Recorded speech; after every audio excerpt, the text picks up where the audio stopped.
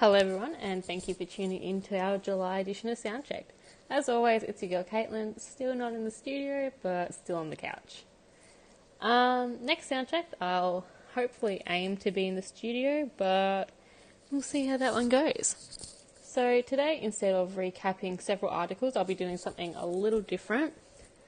In the last week, the Global Slavery Index released their 2018 report, so I'm going to recap their key findings.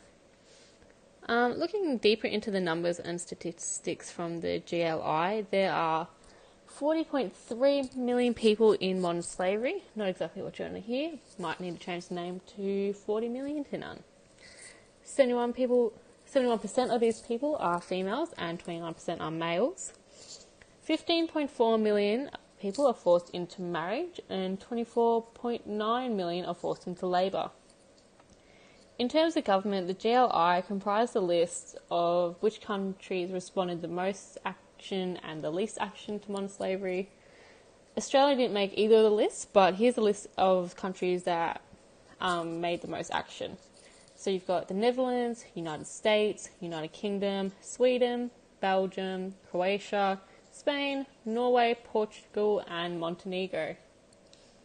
And now back to the G20 itself. So, based on trade data from the G20 countries, the top 5 at-risk products or at risk of modern slavery imported to the G20 are laptops and computers and mobiles at $201 billion, garments at $127.7 billion, fish at $12.9 billion, cocoa at $3.6 billion, and sugarcane at $2.1 billion. Back to governments, businesses and consumers. Australia made a list. It's not exactly the list you want to make though.